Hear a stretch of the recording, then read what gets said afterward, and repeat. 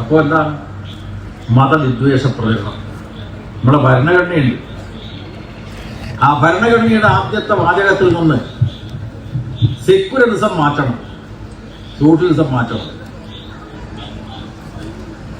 ഈ രണ്ട് വാക്കും ഇല്ലാത്ത ഭരണഘടനയുടെ കോപ്പി തന്നെ വിതരണം ചെയ്തത് പത്രവാർത്തയായല്ലോ. നിങ്ങൾ കേട്ടിട്ടില്ലേ? സെക്യുലറിസവും വേണ്ട, അതുപോലെ സോഷ്യലിസവും വേണ്ട, സമത്വം വേണ്ട, പിന്നെയോ മതനിരപേക്ഷതയും വേണ്ട. പക്ഷേ ഇന്ത്യൻ ഭരണഘടനയുടെ ആദ്യത്തെ വാക്ക് തുടങ്ങുന്നത് വി എന്നാണ്. We the people of India, ഇന്ത്യയിലെ ജനങ്ങളായിട്ടുള്ള നാം.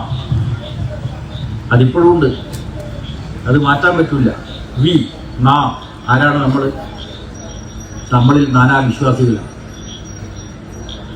ആ നാനാവിശ്വാസികളുടെ പൗരത്വമുള്ള രാജ്യമാണ് ഇന്ത്യ രാജ്യം. അതിനെ മാറ്റാൻ പറ്റുമോ? മാറ്റാൻ ആസൂത്രിതമായിട്ടുള്ള പരിശ്രമങ്ങൾ നടക്കുന്നുണ്ട്. പക്ഷേ മാറാതെ നിൽക്കുന്നു ആദ്യത്തെ വാക്ക് വി, നാം. നമ്മെ ഭിന്നിപ്പിക്കാൻ വേണ്ടിയുള്ള ആശയം പതിയെ പതിയെ നമുക്കിടയിൽ വന്നുകൊണ്ടിരിക്കുന്ന ഒരു കാലത്താണ് സഹാ വി എസിനെ പോലെയുള്ള നേതാക്കന്മാരെ നമ്മൾ അനുസ്മരിക്കുന്നത്. വി എസ് പലപ്പോഴും അദ്ദേഹത്തിൻ്റെ രാഷ്ട്രീയ ജീവിതത്തിൽ വലിയ വിമർശനം നേരിട്ടു. വലിയ വിമർശനം നേരിട്ടുള്ള ആളാണ് വി എസ്. അതികഠിനമായിട്ടുള്ള വിമർശനം. പക്ഷെ അദ്ദേഹത്തിൻ്റെ ലക്ഷ്യത്തിലേക്കുള്ള പ്രയാണത്തിൽ അതൊന്നും അദ്ദേഹത്തിന് പ്രശ്നമേ അല്ല. അദ്ദേഹത്തിന് ഉറച്ച ബോധ്യമുണ്ട്, താൻ ശരിയാണ് കൈക്കൊടുത്തത്.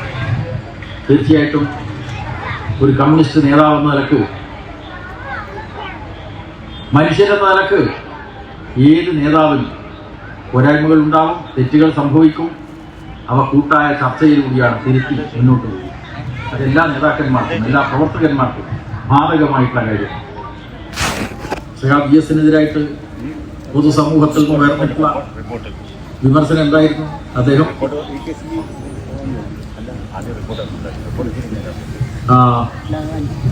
വയലുകൾ സംരക്ഷിക്കാൻ വേണ്ടി പ്രവർത്തിച്ചപ്പോൾ പറഞ്ഞു അദ്ദേഹം എല്ലാം വെട്ടിയയ്യൽ. ഇതൊക്കെയാണ് വി എസിനെ കുറിച്ച് നടന്നിട്ടുള്ള വിമർശനം. എന്ന് മാത്രമല്ല, ഒരു ഘട്ടത്തിൽ അദ്ദേഹത്തെ പറ്റി പറഞ്ഞു അദ്ദേഹം ഒരു വർഗീയവാദിയാണ്. അല്ലേ? ഇങ്ങനെയൊരു ആക്ഷേപം വന്നു. അദ്ദേഹം വർഗീയവാദിയാണ്. അദ്ദേഹം വർഗരാഷ്ട്രീയമാണ് ഉണ്ടാക്കിയത്. ആ വർഗരാഷ്ട്രീയത്തിന് വിഘാതം സൃഷ്ടിക്കുന്ന നിലക്ക് വർഗീയതയുടെ, മതവർഗീയതയുടെ ആക്രമണങ്ങൾ വരുമ്പോൾ അതിനെതിരായിട്ട് ശക്തമായിട്ട് നിലപാട് സഹാ വി എസ് സ്വീകരിക്കുക. ഇന്നിപ്പോൾ അത് അത്യാവശ്യമാണ്. മതനിരപേക്ഷത സംരക്ഷിക്കൽ, അതിൻ്റെ ഭാഗമായിട്ട് എല്ലാ വർഗീയതയും എതിർക്കൽ ഇന്നത്തെ സമൂഹത്തിൽ ഏറ്റവും അത്യാവശ്യമാണ്. ഇതിന് നമ്മുടെ നേട്ടങ്ങൾ സംരക്ഷിക്കാൻ. നേരത്തെ പറഞ്ഞതുപോലെ ഇന്ത്യയിൽ മതനിരപേക്ഷതയുടെ സംരക്ഷിത തുരുത്തായിട്ടാണ് കേരളം നിലനിൽക്കുന്നത്. ആ കേരളത്തെ ആ വിധം തന്നെ സംരക്ഷിക്കാൻ, നിലനിർത്താൻ എങ്കിൽ എല്ലാ വർഗീയതയെയും നമുക്ക് എതിർത്ത് തോൽപ്പിക്കാൻ കഴിയേണ്ടത്. ഞാൻ മറ്റു കൂടുതൽ കാര്യങ്ങളിലേക്ക് കടക്കുന്നില്ല. സഹാ വി എസിൻ്റെ ഒരു നൂറ്റാണ്ടുകാലത്തെ ജീവിതം, അതിൽ പൊതുപ്രവർത്തനത്തിൻ്റെ ദശകങ്ങൾ നമ്മൾ നോക്കുമ്പോൾ നമ്മുടെ സമൂഹത്തെ, കേരളീയ സമൂഹത്തെ വിശേഷിച്ചും മുന്നോട്ട് നയിക്കാൻ വേണ്ടിയിട്ടുള്ള നേതൃത്വമായിരുന്ന സഹാ വി എസ്. അദ്ദേഹം CPM-ന്റെ സമുന്നത നേതാവായിരുന്നു. CPIM എന്ന പാർട്ടി രൂപീകരിക്കുന്ന അവസരത്തിൽ അത് സ്ഥാപക നേതാവായിരുന്നു സഹാ വി എസിനെ നമ്മൾ ഇന്ന് ആദരപൂർവ്വം ഓർക്കുന്നു. അദ്ദേഹം പാർട്ടിക്കും സമൂഹത്തിനും നൽകിയിട്ടുള്ള സംഭാവനകളെ നാം ആദരപൂർവ്വം ഓർമ്മിക്കുന്നു. അതിൻ്റെ ഭാഗമായിട്ടാണ് അദ്ദേഹത്തിൻ്റെ സ്മരണയെ നിലനിർത്താൻ വേണ്ടി ഇവിടെ ഒരു ചാരിറ്റബിൾ സൊസൈറ്റി രൂപീകരിച്ച് പ്രവർത്തനം ആരംഭിക്കാൻ ഇവിടുത്തെ സഖാക്കൾ തീരുമാനിച്ചിട്ടുണ്ട്. ചാരിറ്റി പ്രവർത്തനം വളരെ പ്രധാനമാണ്. ഞാൻ നേരത്തെ പറഞ്ഞു, കേരളത്തിലെ കമ്മ്യൂണിസ്റ്റ് പാർട്ടിയുടെ സ്ഥാപക നേതാവായിട്ടുള്ള സഖാവ് പി കൃഷ്ണപിള്ള കുറിച്ച്.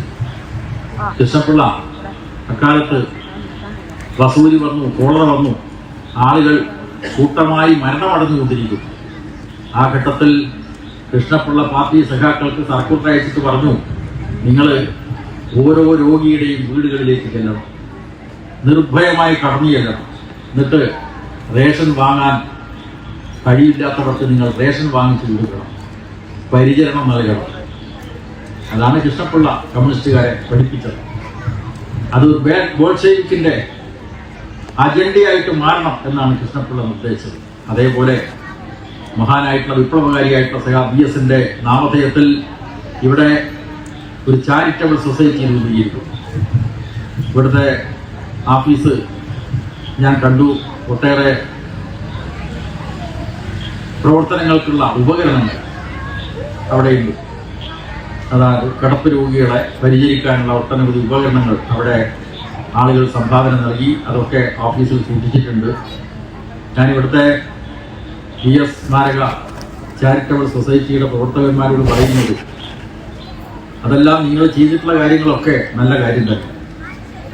അതിനിയും കൂടുതൽ ചെയ്യണം. പക്ഷെ അത് മാത്രം പോരാ. ഗൃഹപരിചരണ പ്രവർത്തനം ഏറ്റവും പ്രധാനമാണ്. ചാരിറ്റി പ്രവർത്തനത്തിന്റെ പേരിൽ കള്ളനാണയങ്ങളും ഉണ്ട് എന്ന് നിങ്ങൾ തിരിച്ചറിയണം. ചാരിറ്റി പ്രവർത്തനത്തിന്റെ പേരിൽ കള്ളനാണയങ്ങൾ. നമുക്ക് യഥാർത്ഥ സേവനം ആർക്കാണോ ചാരിറ്റി ആവശ്യമായിട്ടുള്ളത് അവർക്ക് ലഭ്യമാകുന്ന നിലയിലുള്ള പ്രവർത്തനമാണ്. അപ്പോൾ ഗൃഹപരിചരണമാണ് ചാരിറ്റി പ്രവർത്തനത്തിലെ മുഖ്യമായിട്ടുള്ള ഇനമായി മാറേണ്ടത്. കേരളത്തിലെ ഇടതുപക്ഷ ജനാധിപത്യ മുന്നണി ഗവൺമെന്റ് കാലത്ത് ഇന്ത്യയിൽ ആദ്യമായിട്ട് പാലിയേറ്റീവ് നയം പ്രഖ്യാപിച്ച ഗവൺമെന്റാണ് അന്നത്തെ ഗവൺമെന്റ്.